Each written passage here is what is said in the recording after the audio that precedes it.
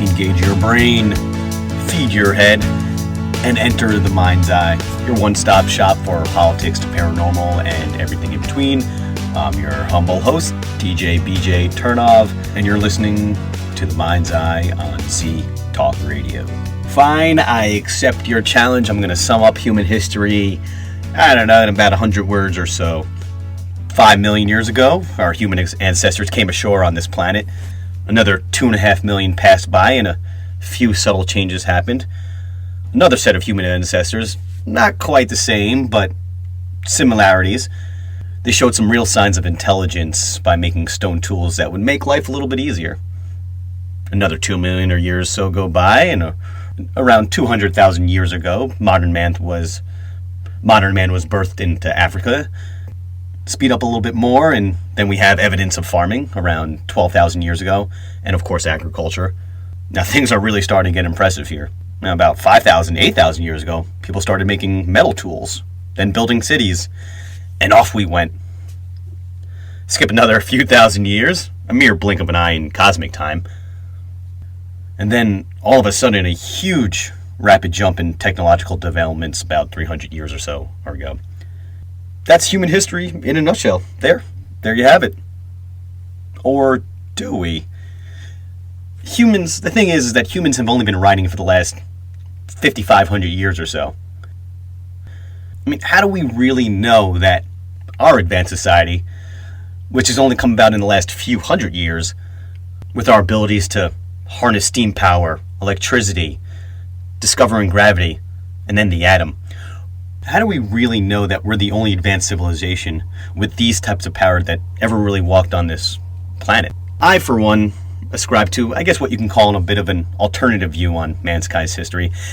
And I believe it's much greater than what we give ourselves credit for. And in recent years, with technology unfurling history right before our eyes, I mean, we're constantly faced with the remnants of artifacts from the past that really challenge our conventional timeline of history. One person, one scientist, one doctor, maybe above them all, has carried that torch. And he joins us tonight. Tonight's guest, Dr. Robert Schoch, geologist, faculty member at the Boston University, and prominent author and speaker who has appeared on the History Channel amongst many. He first came to prominence with the Emmy-winning documentary, The Mystery of the Sphinx, which first aired on NBC in the early 90s. And we're going to talk about that revolutionary research that revealed to the world that mankind history is greater and older than previously believed. And like many controversial challenges to the accepted way of thinking, at first you're met with much resistance, but then over time, much has come out that seems to prove what Dr. Schoch has been saying this whole time. His latest research, put forth in his newest book, Origins of the Sphinx, puts any doubters to bed. We're going to examine if the Sphinx is really older than previously thought, and if so, then when and why was the Sphinx really built? And maybe, most importantly, who? Who was this mysterious early high civilization witnessed by the Great Sphinx, shaking the foundations of our historical timeline when the mind's eye and Dr. Schoch returns? Are you a believer in alternative history like myself? Maybe even a believer in extraterrestrial life, ancient aliens, secret space programs, crop circles, UFO sightings, the whole gamut? Maybe even a skeptical believer? Or hell, take out the believer, you're a skeptic. Well, you finally had the chance to see your favorite, or even I guess you could say your most hated researchers at what I like to call the Woodstock of UFO conferences. Do not miss this year's Contact in the Desert, held in Joshua Tree, California. It is right around the corner, May 19th to May 22nd, and I was there last year, and it was one of the highlights of the year. I mean, where else can you get a UFO conference that's both open air and inside the air condition? And last year I actually decided to camp out under the stars. That's one of my things. But if you need a few more amenities, of course they have that as well. There are nearby hotels and on-site lodging too. And one of my personal favorite highlights from last year was not just going to Contact in the Desert, but was meeting one of my heroes, Mr. George Norrie, host of Coast to Coast AM, who will be there again this year. And not to mention the fact that tonight's guest will also be appearing, Dr. Robert Schoch. He's going to be presenting and conducting a few workshops. Wish I could go again this year, but I have a few bachelor parties on the other side of the coast from a few old college friends waiting on me on that same exact weekend. So for you, I want you to party for me at Contact in the Desert. I really highly recommend it. All the information is on our website, but go directly to the Contact in the Desert website. That's contactinthedesert.com. After surfing the Contact in the Desert website and getting your tickets, take that next wave over to themindseyemedia.com. And over there you can read some supplementary evidence for tonight's theme on reimagining advanced society. We just posted an article about the discovery of a 14,000-year-old settlement in Canada that could rewrite North American history. You can go to the website or go straight to our social media pages. Our Twitter handle is @MindsEyeShow. Same deal for Instagram and Facebook.com/MindsEyeShow. The Mind's Eye and Dr. Schoch reimagines and rewrites human history. When we come back, this is The Mind's Eye. We're absolutely delighted to bring on our next guest, the man who rewrites history, Dr. Robert Schoch. Thank you for a Mind's Eye moment, Doctor. Oh, it's my pleasure to be here. Thank you. Oh, thank you. I know you recently came back from Malta. Tell us a little bit about your trip. It must have been fascinating looking at some of those mysterious ancient sites there. Share a story or two about your expedition. Yeah, Malta was absolutely fascinating. I have to admit it was my first time to Malta, and what I was really there primarily for was to look at the most ancient sites and see if this was further evidence that might tie in with the essentially global picture that I'm putting together, which is that there was a cycle of civilization prior to the last 5,000 years. The standard dogma is that civilization only arose about 5,000 plus years ago. Most people would put Malta into that category, but what I was finding, and again I have to do more research on this in Malta in particular, because I always like to research things very thoroughly, but what I'm finding at Malta as well as other sites is that many of these megalithic stone constructions that have been dated, for instance, to the 3rd millennium BC, I'm not convinced that the dating is necessarily accurate. What I mean by that is, yes, there's plenty of evidence that they were used in the 3rd millennium BC, but you start looking at them carefully and you can start to find evidence that, in fact, they were being reworked, they were being modified. So the bottom line for me is that many of these structures may have been older structures that were being reused, so that they may go back well before 5,000 years ago. I found this in Egypt in particular. We have very good evidence in Turkey at Göbekli Tepe, a site that goes back to about 10,000 BC. I'm finding the same thing in Egypt, and this is the type of thing I was looking for in Malta. The other aspect of Malta that I found absolutely fascinating and did not expect is the caves. There are caves on Malta which it's documented people lived in well before 5,000 years ago. And this ties in with, in my opinion, the bigger picture of what was happening at the end of the last ice age and after the end of the last ice age, when a major solar outburst caused our climate to dramatically change, caused very severe conditions, should we say, on the surface of the Earth, including high levels of radiation, torrential rains because of all kinds of meltwater, glaciers melting, oceans being evaporated with the intense heat, but when you put so much moisture into the atmosphere, it has to come down as rain again. So these conditions, such that one way to escape it temporarily for short periods of time was to go in caves, to go underground. And amazingly, we see that evidence at Malta as well as other places around the world. So I found Malta extremely interesting. Absolutely fascinating, and you just touched on a lot which we're going to discuss tonight, and mainly we're going to focus on probably the Sphinx, your work, your groundbreaking work there, but we'll also touch on Göbekli Tepe. So let's jump into it. I always personally had an obsession with Egypt. Even as a little boy, I kind of remember that, and particularly the Great Pyramid. It always kind of confounded me, and just everything about Egypt always kind of confounded me. Tell us the story of your initial discovery and your visit to the Sphinx, and tell us what that's like for someone like me who's never even visited there. Oh, I was going to say, it sounds like you've never been to Egypt. Always wanted to. Well, you have to do that eventually. Maybe sooner than later. You just never know what the future's going to bring. I was just there. Was this April? Are we still in April? Yeah. I was just there last month, actually, doing a trip, actually, for my colleague, John Anthony West, who is now diagnosed with cancer and could not do the trip. But this ties in with the very question you posed to me. I began my work on ancient civilizations, looking at the origins of civilization, the origins, how far back does, should we say, sophisticated culture, sophisticated society really go? And I began my work on such topics by my first visit to Egypt.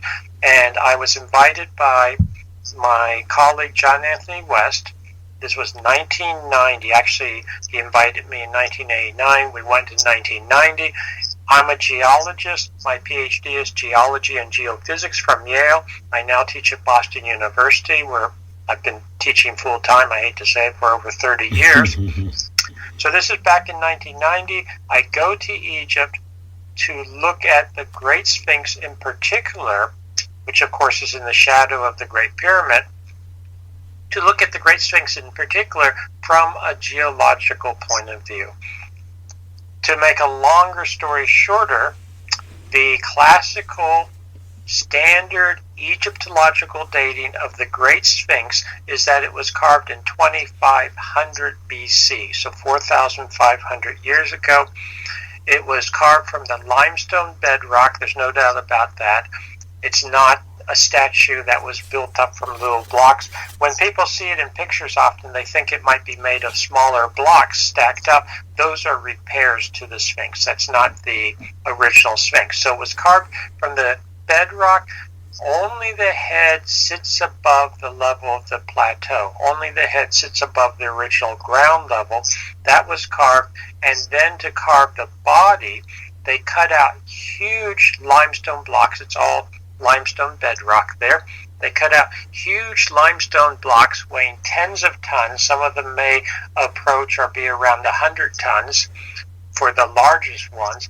And they moved these just to the east of the Sphinx to build what's now known as the Sphinx Temple and the Valley Temple. So it's interesting that when they carved the body of the Sphinx, they also built the cores, and I say cores because they were refurbished in dynastic times, the cores of these temples. So getting back to the Sphinx, what I noticed immediately in 1990 and have since confirmed with numerous studies is that the body of the Sphinx and the walls of the Sphinx enclosure, as it's known, are weathered and eroded by water, to put it very simply, by precipitation, by rainfall.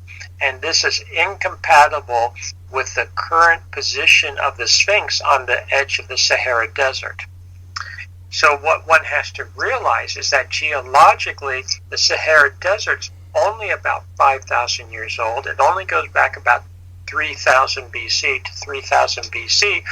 If you have a structure that is weathered under pre-Sahara conditions, when it was much more temperate, much more rainfall, that means that structure must go back to that earlier period. So that was the initial clue as to redating the Sphinx. I performed with my colleague Thomas DeBecke, a geophysicist. I performed seismic studies around the Sphinx so we could look at subsurface features, subsurface weathering effects, essentially mineralogical changes, which you can quantify and calibrate. This gave the same result, that the Sphinx, the earliest portions of the Sphinx, the core body as I call it, goes back thousands of years earlier than 2500 BC and is indicative of a sophisticated culture, a civilization at a much more remote period than anyone ever imagined. I want to point out that the head is a dynastic head. I believe that the Sphinx was most likely, this is my hypothesis, most likely a lion, a recumbent lion. Originally, it was eroded and weathered heavily. The head was, who knows how bad shape the head was in by 2500 BC, and I can't talk. The dynastic Egyptians, what they did is they tried to restore the body of the Sphinx by filling it in, the eroded portions, with little blocks of limestone, but with the head, that would have been totally impractical. So they recarved the head. It's a dynastic human head now, but if you look at it, and a lot of times you can't see these things from photographs, but when you're on site and you really look at it, you will notice, everyone notices it, at least when I point it out, that the head is too small for the body. Well, that's because it's not the original head. The original head would have been in proportion to the body, but the head that we have now on the Sphinx is carved down. It's been recarved from a larger, eroded, weathered head. The Sphinx is the age of the Sphinx has always been somewhat of a riddle. No one really knows for sure when it was built and who it was built by, because there are no inscriptions anywhere that says it. No, there's a stela between the paws of the Sphinx. It's known as the Dream Stella. It was erected by Tutmosis IV about 1400 or so BC, and it talks about how Tutmosis IV venerated the Sphinx, how he found the Sphinx on the edge of the Sahara Desert, buried up to its neck in sand. So the entire body was covered with sand. It was in this situation too in the early 19th century before it was dug out in about 200 years ago. It was at that time, 1400 BC, entirely buried in sand. Tutmosis IV, who was a prince at the time, became pharaoh, dug out the Sphinx, venerated it, as was done later, also in dynastic times, and erected a stela, a granite carving between the paws, in which he talks about how he restored the Sphinx. On that stela, when it was found in the 19th century, there was a partial cartouche of Kaf, which was interpreted as Khafra or Chephren, who is reputedly the builder of the second pyramid. He was a 4th dynasty pharaoh, 2500 BC, and Egyptologists interpreted this as indicating that according to Tutmosis IV, Khafra erected the Sphinx originally, had the Sphinx carved originally, so that's why they put a 2500 BC date on it. But as Salim Hassan, who's now deceased, but he was one of the great middle 20th century Egyptologists, said bluntly in print, it actually means nothing. That partial inscription means nothing. It never said that Khafra actually carved the Sphinx. And in fact, a better interpretation, given the context, is that Tutmosis IV was saying that Khafra actually restored the Sphinx, or had dug out the Sphinx from the sand 1,000 years earlier. There are other inscriptions that refer to Khufu, who is the reputed builder of the Great Pyramid, who was before Khafra, as having built his pyramid and built other structures in the vicinity of an already existing Sphinx. So there's actually even Egyptological literary evidence that the Sphinx was in existence in dynastic times, not that it was, this is contrary to the belief of most Egyptologists classically that the Sphinx was initially carved in the 4th dynasty.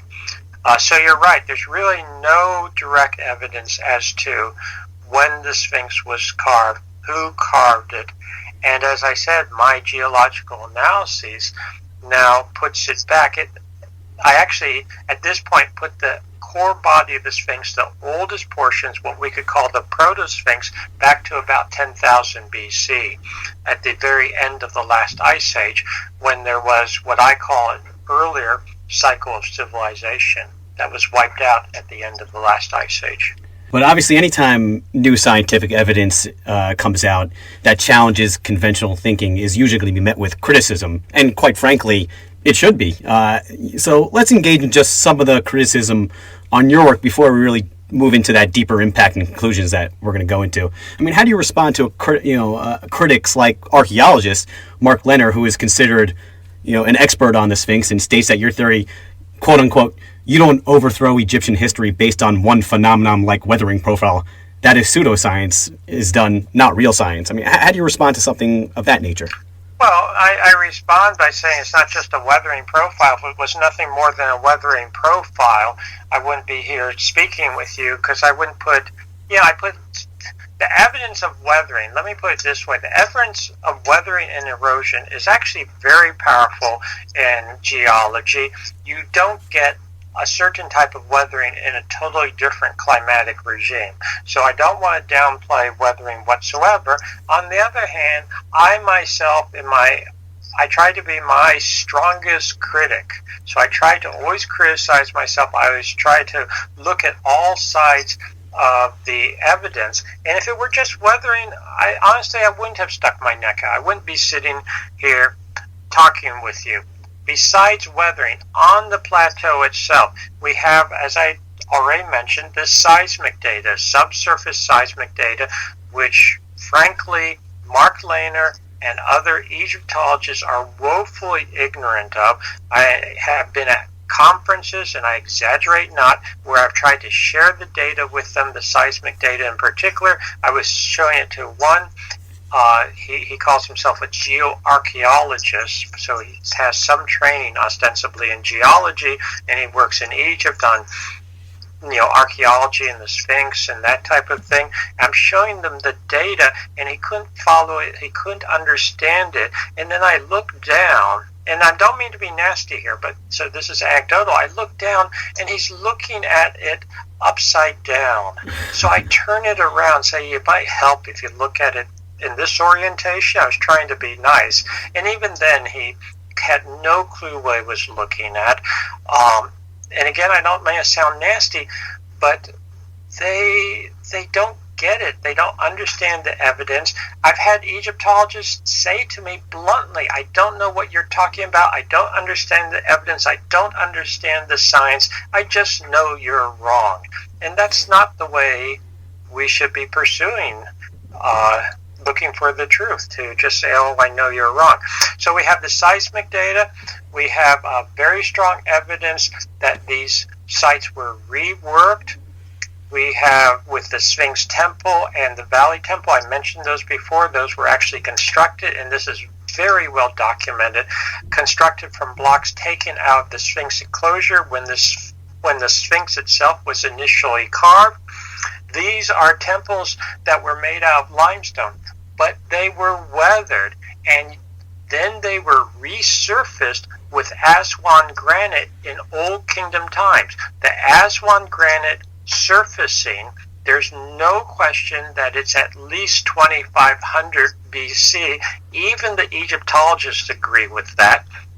Yet when you look at it, there's very strong evidence, very clear evidence, I'll put it bluntly, that the limestone underneath the granite had weathered, had eroded, and was being restored by the granite in 2500 BC. Well, that indicates that the temples themselves are much older. It indicates that the Sphinx is much older. When you look at the body of the Sphinx, one of my harshest critics, Zahi Hawass, who is a colleague of Mark Lehner, has pointed out, and Mark Lehner's pointed this out too, that there are numerous repairs on the body of the Sphinx, dynastic repairs. Zahi Hawass has stated, both verbally and in print, and his analysis, which I think is frankly quite good, of the oldest repairs. And he is definitive in his evidence and supporting his beliefs with evidence that the oldest repairs of the Sphinx go back to Old Kingdom, 4th Dynasty times. Yet they cover over a meter or more of weathering and erosion. You don't get a meter of weathering and erosion in 100 years or 200 years during Old Kingdom times that you carve something brand new. You then weather it with a weathering agent that doesn't exist at that time because it's arid conditions, and then you have to repair it and restore it. It just doesn't make sense. The whole Egyptological arguments don't make sense when you look at the actual data. So, this is something I've been dealing with for over a quarter century. People are finally starting to realize, I think, outside of the geological community, what I'm trying to say, and trying to look at the evidence and trying to understand the evidence. But a lot of people just they have their vested interest, they put their blinders on. The real core point, though, that I want to make is Mark Lehner going after me, calling me a pseudoscientist. He did that in 1992 at the American Association for the Advancement of Science meeting, when we had a big hoopla about this in the so-called Sphinx debate. One thing he said is that people were hunters and gatherers back at the time I was talking about, back at this remote period, that they didn't have sophisticated culture, they didn't build megalithic structures, they didn't build cities, to quote him.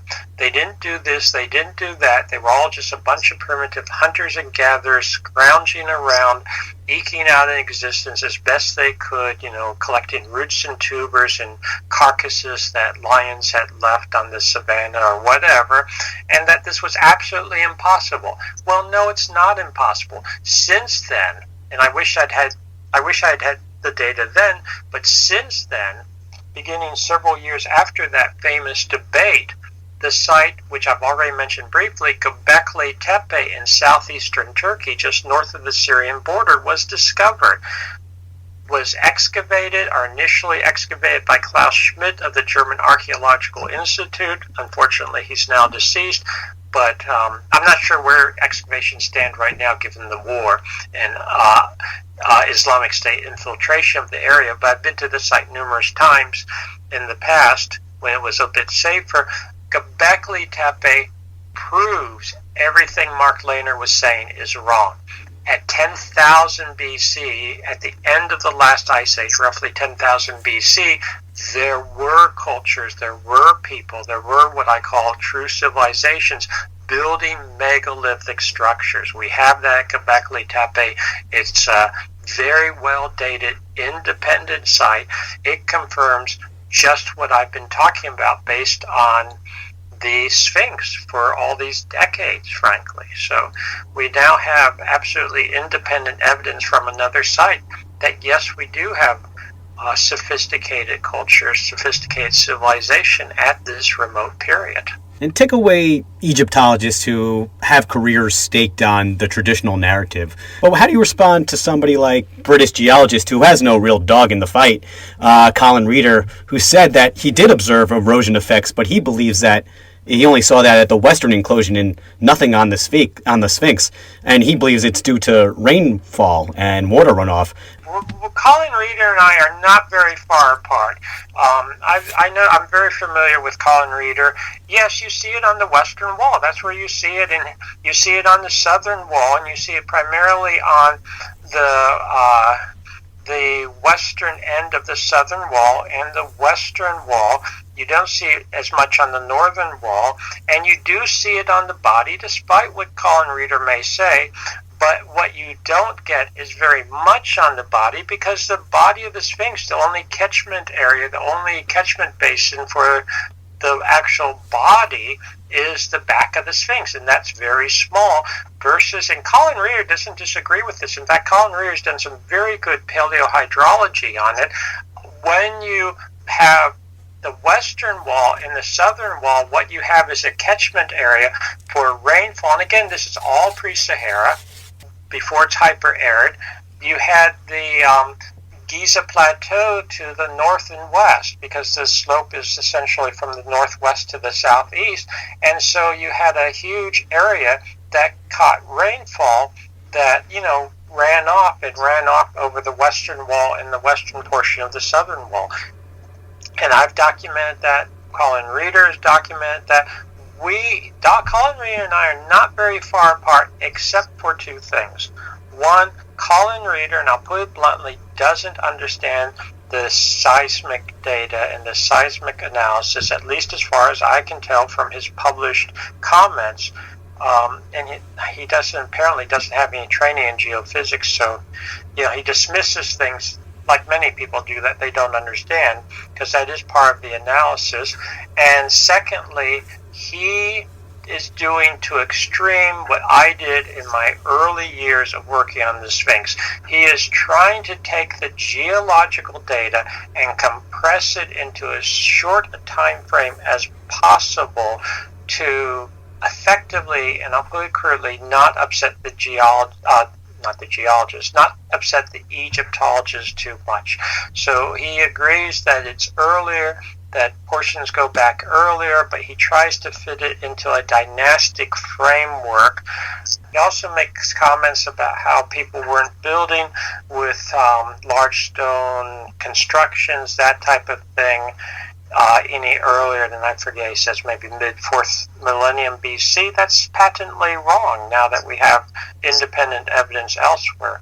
So I have great respect for Colin Reeder and his geological work, but I disagree with him on the interpretation of the evidence very strongly.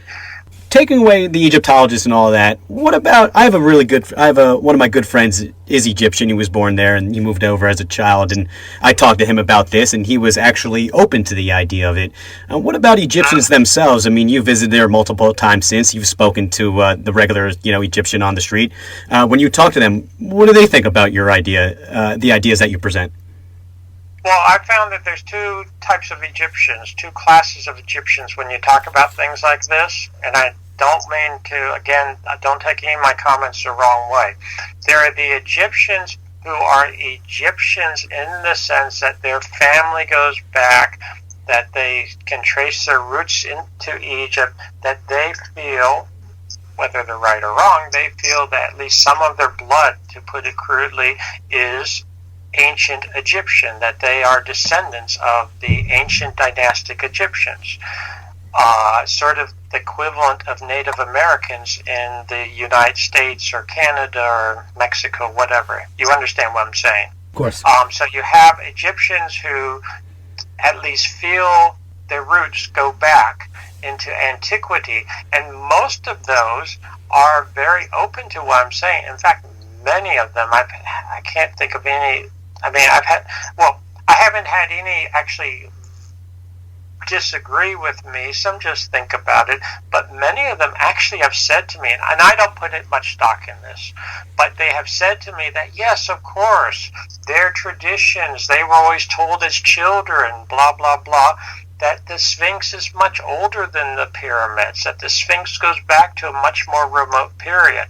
Even Sir Flinders Petrie and other classical Egyptologists of the late 19th and early 20th century, to them, they thought it was fairly obvious and evident, and I think they never went into detail, but that I've been able to find in print, and I think they were basing it on the visual, observable erosional features. A lot of them put the Sphinx as older than the pyramids, as older than everything else on the plateau, as potentially older than dynastic Egypt.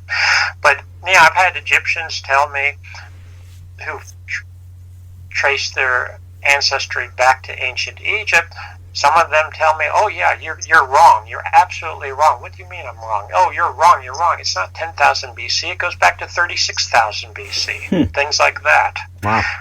More or less I'm wrong in that, even saying that the core body probably goes back to 10,000 BC approximately, that they have the traditions ostensibly that goes back even older.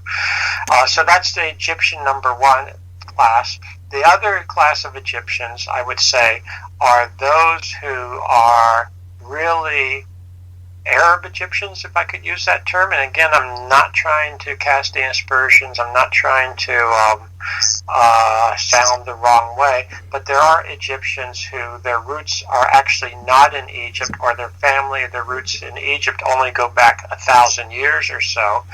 So they don't trace their ancestry from the dynastic Egyptians. And in many cases, I found, or at least in some cases, their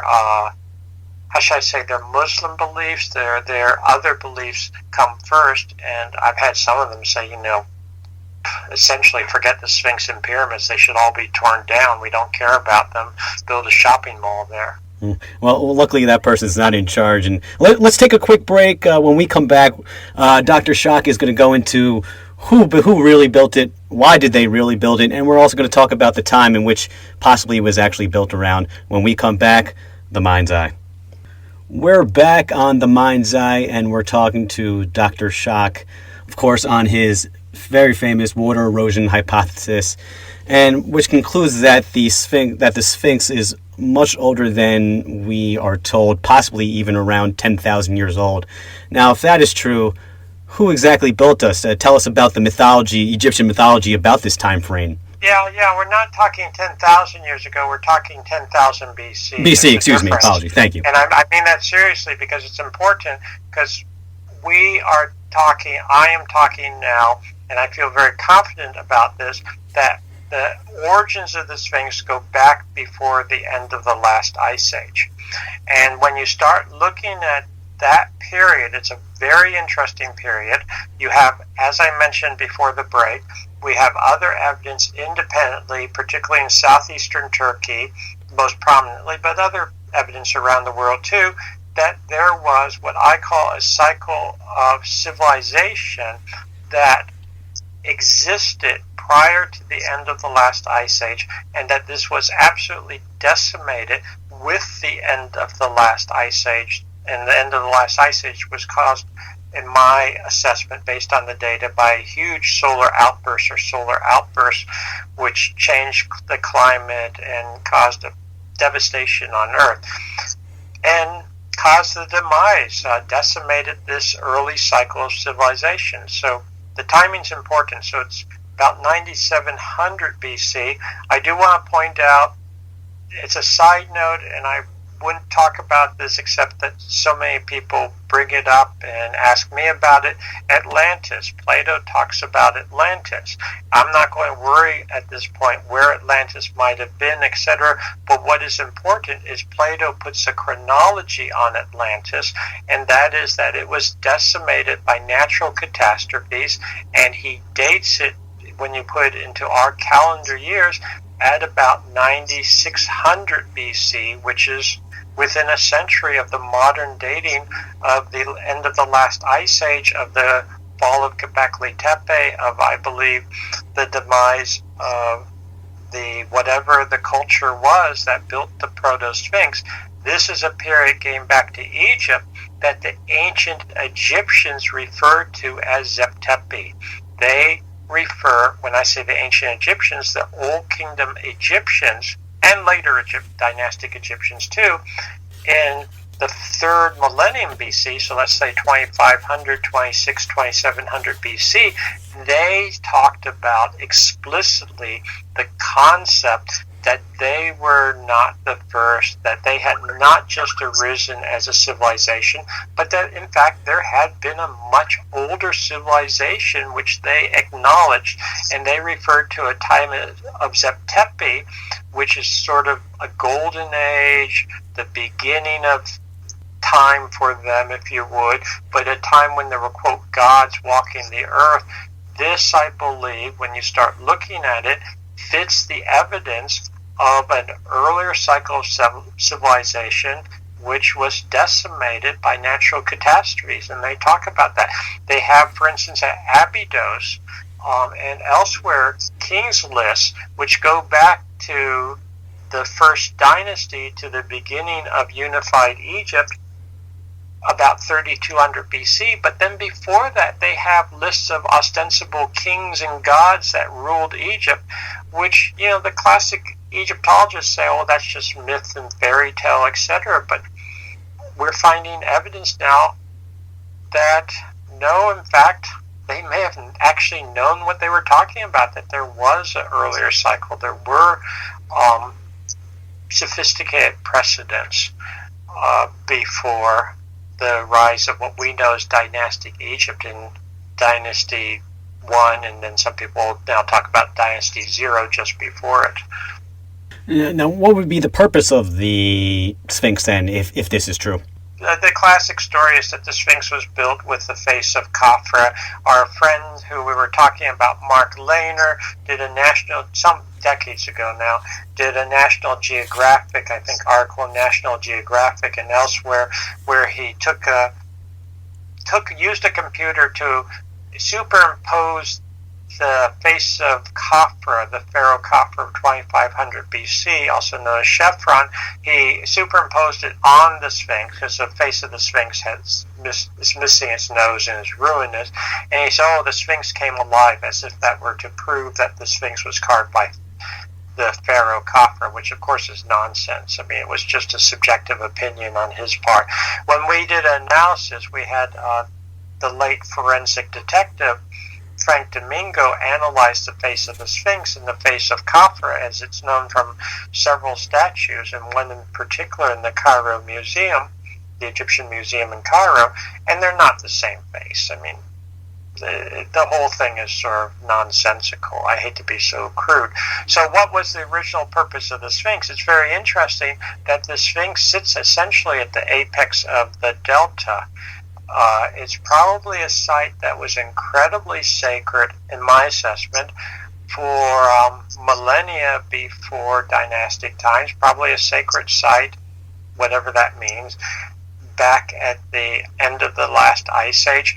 This may have marked in part one of the boundary points between what is classically known as Upper and Lower Egypt, which goes well back into prehistory. The dynastic Egyptians are usually dated to the unification of Upper and Lower Egypt under one pharaoh, usually called Menes or Narmer, or some variation on that. People argue which pharaoh, but beginning of the dynastic period. So it's probably just a very important spot. But ultimately, if someone tells you that they know what the real purpose and meaning of the Sphinx was, don't believe them, but we can speculate. Something else about the Sphinx is that in 10,000 or so BC, at the end of the last ice age, the Sphinx, which sits due east, was looking at its own image in the sky. I'm referring to the constellation Leo on the equinox, because that, in fact, on the vernal equinox, on the spring equinox, so it may have been a marker in that sense. That was the age of Leo, and so it may have been a marker. And my colleagues, academic colleagues, have said, well, the constellations don't go back further than a few thousand years. No, we're finding evidence, very strong evidence, at least some of the major constellations like Orion, Taurus, Leo, etc. These constellations go back well into the last ice age. And the Sphinx may have been a marker for that. Why were they so interested in the sky? Probably because they knew disasters came periodically from the sky. I'm talking about solar outbursts and that type of thing. This also ties in with my colleague Robert Bouval's work independently on what he calls the Orion Correlation, that the three great pyramids on the Giza Plateau mark the belt stars of Orion. And they match up, they line up to the belt stars of Orion in the sky and are oriented to the Nile on the ground as they are to the Milky Way in the sky, not in present time, not in 2500 BC, but back about 10,000, 10,500 BC, again at the end of the last ice age, just before the natural cataclysms. And that's the time when the ancient Egyptians were talking about Septepi. We actually, Bouval and I, I'm not trying to push a book here, but Bouval and I have a book coming out in a week or so. I think it's scheduled for release, called The Origins of the Sphinx, where we talk about all of this in great detail. But for background information, or for the overall picture, what I really recommend if people want to read about it is my own book, Forgotten Civilization, The Role of Solar Outbursts in Our Past and Future. Part of the story, which is very important, which we haven't touched on yet, is that this was an early cycle of civilization decimated by solar outbursts in 9700 BC. Well, the sun has been relatively calm since then, but it is ramping up, is now becoming agitated to use an anthropomorphic term, it's becoming volatile. And if you watch the news or if you pay attention to solar dynamics, the sun is becoming unstable once again. So, it's not just a matter of, isn't this interesting about ancient civilizations and cultures, but it has no real bearing on us today. I believe it's very important for us today because we need to realize that what happened back then could happen sooner than later, once again. Yeah, I look at geologists, archaeologists, anthropologists as time travelers. They can go into the future. They can kind of see what's going to happen in the future by basing what's on the past. I mean, obviously our history extends much further and even greater than we can imagine. Those two civilizations that possibly were around at the same time, Göbekli Tepe and the forebears of the Egyptians and the makers of the Sphinx, were they of the same civilization? Do you see any connection between the two outside of possibly existing at the same time? Well, I think they existed at the same time, as we said. I don't know. I think it's premature to argue whether they're the same civilization, different branches of it, or different cultures. I think it's quite conceivable that they had interactions. When you're talking about the Cairo area and you're talking about the Urfa area, which is in southeastern Turkey, Göbekli Tepe is just outside the modern, and it's not just a modern city, it's an ancient city.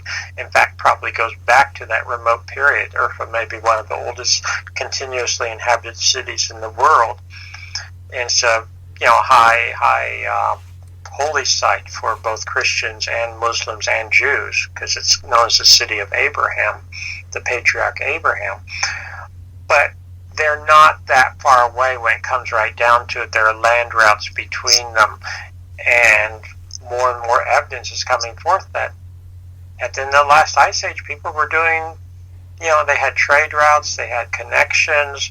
They were not just, dumb primitives that never left home. There were connections. So, at that remote period, we're still gathering evidence, we're still gathering data, so I don't want to get into too much premature speculation, but do I think there are probably connections? Yes. I mean, the way I look at history... And there are also distinctions between them. I mean, the way I look at history is that we can see that natural catastrophes have happened over and over again, and they're told in many different ways through science and even through mythology.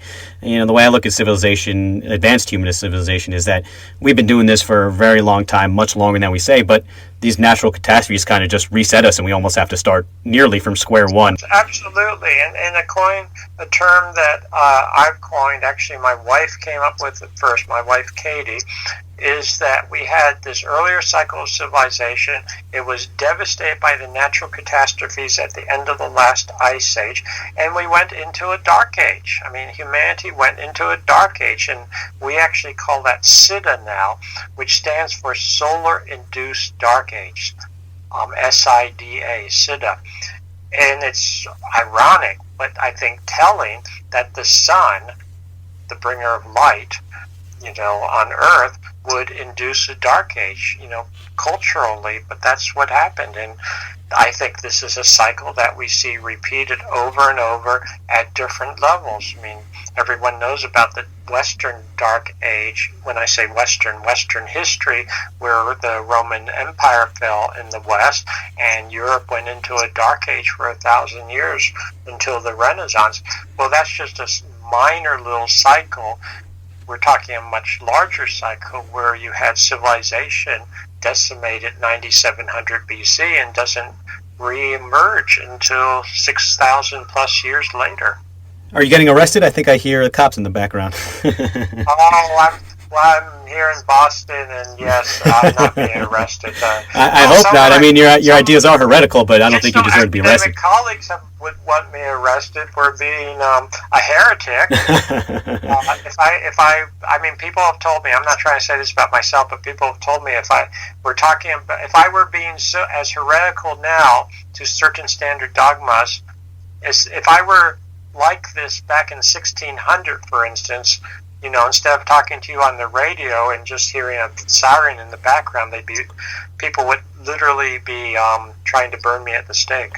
Yeah, we'd be lucky to have that conversation, mostly. So Yes. hopefully we progressed a little bit. Now they just try to get me fired. Yeah, I think, well, it's a little bit better than dying, I'd say the least. Now, of course, Yeah. hearing But the you... nice thing is, over the decades, and I say this seriously, and many people have now said this to me, I mean, the new evidence that's coming out vindicates me. It supports me. And, frankly, I want to try to always keep an open mind.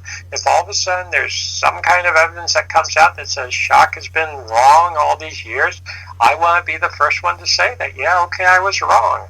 In fact, the evidence is going the other way, that it's only more and more supporting this new view of our ancient history. And it must be fun, or ironic in a sense, that time is helping you out as a geologist right now with your beliefs. Yeah, it is. I see what you're saying. Of course, Okay. hearing you do and talking to you doesn't really justify seeing you in person, because I imagine you're going to have all these pictures to support everything. Well, yeah, when I am in person, and I hope people will come, because one thing I wanted to mention, and I think we're allowed to plug here, is Contact in the Desert. Please do. I will be speaking at Contact in the Desert next month. What is that, May 19th through 22nd or so, at Joshua Tree. But that or other places, but I hope people will come to that, because I'll be giving several presentations. I guess I'm scheduled for a lecture, I'm scheduled for a workshop, I'm scheduled for what they call an intensive, and I have lots of pictures. I tend to use PowerPoint presentations with illustrations and photographs that my wife and I have taken at these sites, and I love talking to people about this and answering questions and the dialogue and the back and forth. So I hope that people will come to some of these events and let's talk in person. Yeah, Contact in the Desert is one of the best conventions, I think, in the USA and really in the world every year. It's great. I mean, it's fantastic. It's out in the sun. I mean, it's a beautiful. It's really unlike a lot of other ones. And sadly, I can't even attend this year. But that's a shame. I know. Last year was my first one, and it was fantastic. I really wish, because I wanted to see your presentation, but I got a little feel for it, and I think our listeners got a little feel for it as well. Just give out your social media information so that way people can connect to Contact in the Desert and, of course, contact you. Yeah, absolutely. The best way to find out about me or to contact me is through my website. And the website, first let me say, my last name is Schoch. It's spelled Schoch. So my website is www.robertschoch, all one word, so RobertSchoch.com. So www.robertschoch.com, and people go there, then they will find links to Contact in the Desert. They will find links to another website, which I'm very pleased to be part of, and that is the website for Oracle, which is a non-profit that I and some other people are establishing. It's still in its incipient stages. Oracle is ORACUL. It stands for Organization for the Research of Ancient Cultures, and something that we're doing, and that has an article that I wrote on the website. It has a little video, so I promote that too. But what we're trying to do is really bring a lot of this work to the mainstream. I teach full-time at Boston University. I'm an academic. In fact, just at Boston University, I'm establishing or helping to establish something called the Institute for the Studies of the Origins of Civilization. So we're looking at this from different perspectives, different vantage points, but it's important to really, on the one hand, continue to question the standard conventional thinking and paradigm, but do it with real evidence, do it with solid evidence. I don't want to make fun of anyone, but this is not channeled work. This is not just someone's dreams, if you would. It's not pseudoscience, as Mark Lehner accused me of, but real solid evidence. But it's real solid evidence that we have that something is amiss with the standard paradigm, the standard view of our remote antiquity, of our remote history. So people should go to www.robertschoch, again my last name spelled SCHOCH.com, and there's a link to Contact in the Desert, which I would love people to come to, and come to my events, as well as there's so many other events there and so many other people to see. It's really worthwhile. Robert, I cannot express my gratitude enough for sharing, a little bit of your history-altering work. It really was a pleasure. Thank you so much. Well, thank you. It was a pleasure to be on the program. That was the one and only Dr. Robert Schoch. The Mind's Eye wrap-up when we return. Sometimes science gets it wrong, simply put. And it's okay to be wrong, as long as you're willing to fix the problem. And obviously that's an idea that we looked at tonight, more specifically with our traditional timeline of human history. But next week we're going to take this theme and continue exploring it under a different concept or a different umbrella. We're going to be joined by Dr. Paul Offit, Chief of the Division of Infection Diseases at the Children's Hospital of Philadelphia. His brand new book, Pandora's Lab, 7 Stories of Science Gone Wrong, asks, what happens when ideas presented as science leads us in the wrong direction? We're going to look at a few brilliant ideas that gave rise to disaster and use these lessons to investigate how we can separate good science from bad science using some of today's most controversial